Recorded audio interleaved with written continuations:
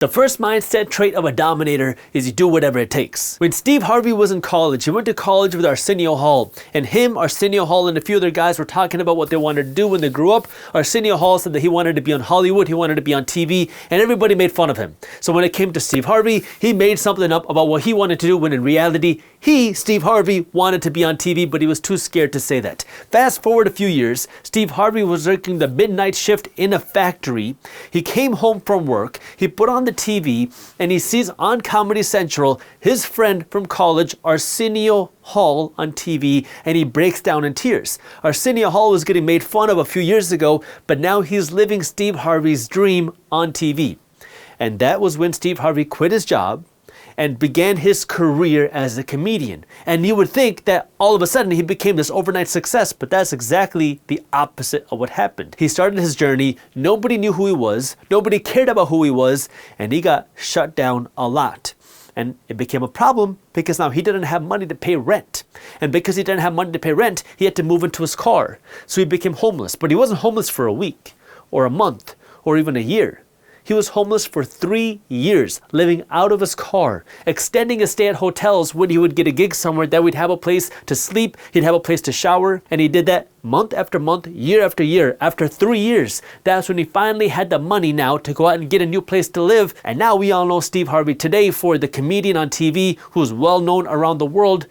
But it was that desire to do whatever it took, even if that meant giving up his home, even if that meant giving up his career, which, if you want to call it a career, giving up his job, because he wanted to be on TV so bad, he was willing to sacrifice everything else for it. Mindset trait number 2 is you play to win, you don't play for popularity. Jack Welch was the youngest CEO of General Electric GE history, and he was named by Fortune as the best manager of all time, and he also grew the GE stock by more than 3,000% in the 20 years that he was the CEO of the company. But in order for Jack Welch to turn GE into the most valuable company in the world at the time, he had to do a lot of things that were not very popular. One of the things that Jack Welch started was the 20-70-10 rule. Every manager at GE was required under Jack Welch to rate their employees as the top 20%, middle 70%, or bottom 10% of employees. Then what his plan would require is when you identify the top 20%, you would take care of them very well. You pay them well, you make sure they're happy, and you don't want them to leave. For the middle 70%,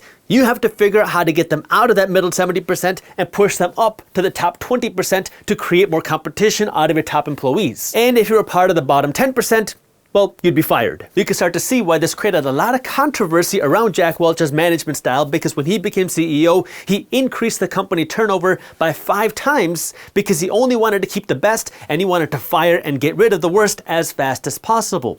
But his whole idea was he only wants the best employees, he wants to take care of the best employees, and he wants the best employees to compete for their job. But if you really cared about your job and you were coming to work and you were smart, well, now you would be taken care of very well and you would be paid unfairly, meaning that you were paid a lot more than everybody else because you were coming to win. By the way, if you want to learn more about Jack Welch, if you are an entrepreneur, I highly recommend you read his book. It's called Straight from the Gut, one of the best business books out there. Mindset trait number 3 is you have to fight through pain. There's 2 people that I want to talk about here, Paris Hilton and Mariah Carey.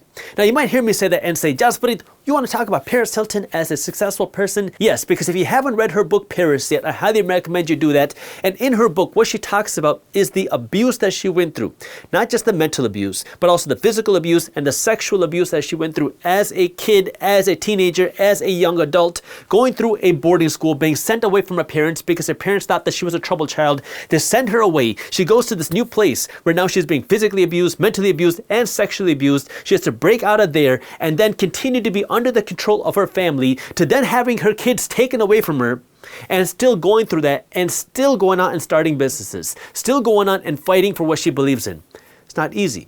And that's the mindset of a dominator, because you have the whole world on social media that says, well, why should we care about your problems because you were born with a silver spoon in your mouth because your daddy's rich? And yet to still have to go through these adversities, to be made fun of on social media by the whole world, but then to still not give up and keep fighting, That's not an easy thing to do. Mariah Carey grew up in a dysfunctional family. When she was 12 years old, she was drugged by her elder sister and tried to be sold out to a pimp.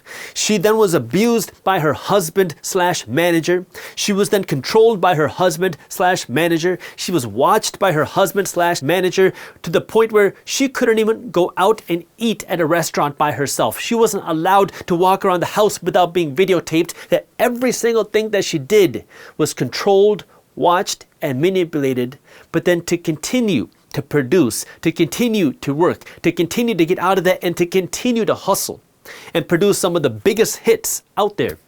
That's the mindset of a dominator. If you enjoyed this clip and you want to continue your financial education journey, I have another video that I think you'll love. All you got to do is click that button right over there. And for those of you who want to stay up to date on the top finance and business news, you can join Market Briefs, my free financial newsletter, by clicking that button below. Thank you for watching, and I'll see you in the next one.